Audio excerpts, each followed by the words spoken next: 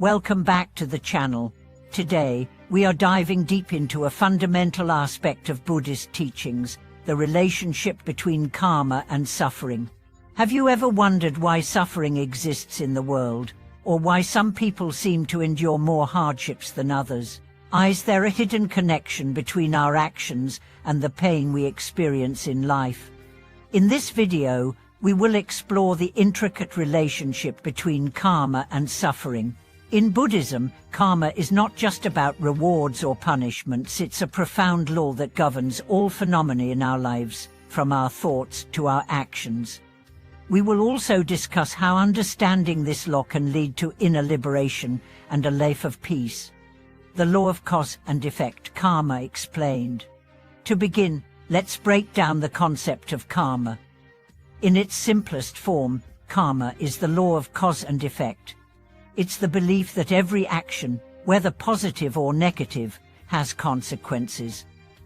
But karma is not just about what we do in the present moment. It is also about the actions from our past lives carried forward into the present. Every thought, word, and deed creates an imprint, an energy that we send out into the universe. These imprints then shape our experiences in this life and in future ones. However, karma is often misunderstood. Many people see it as a simple "you reap what you sow" concept, where good actions led to good outcomes and bad actions led to suffering. While this is true to some extent, karma is much more complex. It is not about instant retribution or reward. Instead, it is about the consequences of our actions unfolding over time, influenced by countless factors, many of which we may not even be aware of. In the realm of suffering, karma plays a crucial role. The suffering we experience today is not a random occurrence, but a reflection of our past actions. Whether we are suffering physically, mentally, or emotionally, it can often be traced back to the seeds we have planted through our past actions. Karma and suffering, understanding the connection. But now, let's delve into how karma directly relates to suffering. In Buddhism, suffering is an inherent part of life.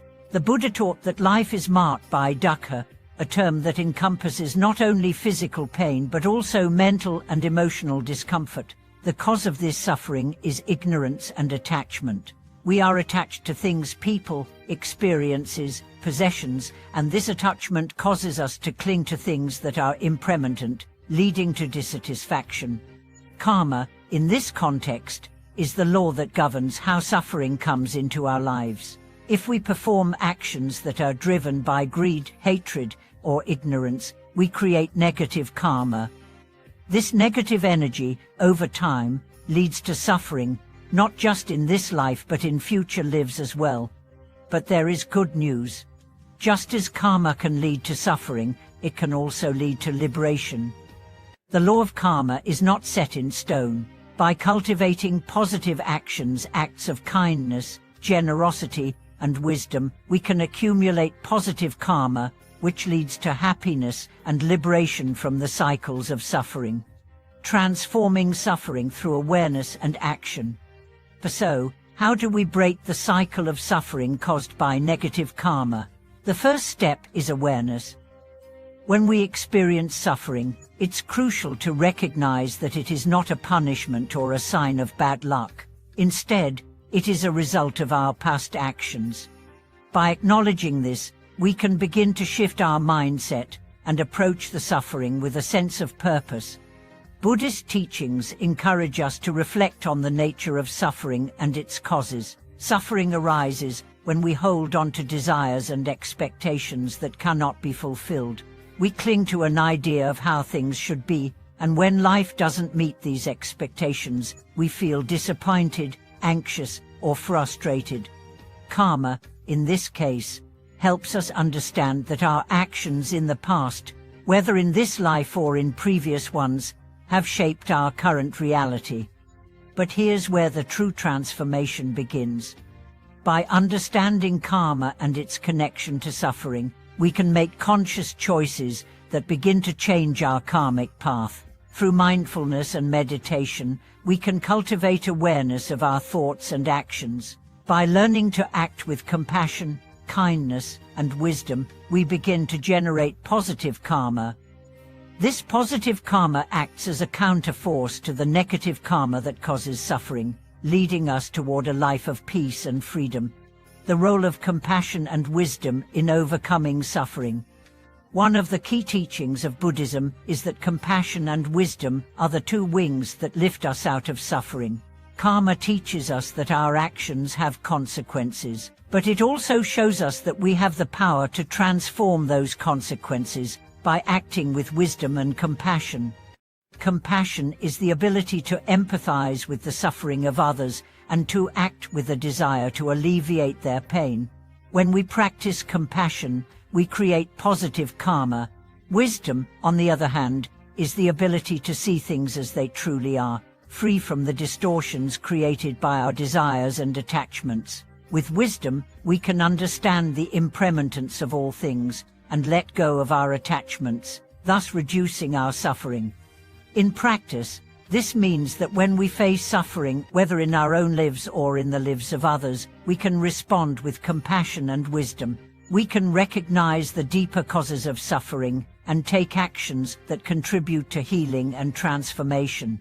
This process, over time, leads to the accumulation of positive karma and, ultimately, to liberation from the cycle of suffering.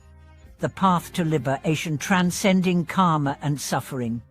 The ultimate goal of understanding karma and suffering is liberation, the freedom from the cycle of birth, death, and rebirth. In Buddhism, this is known as nirvana.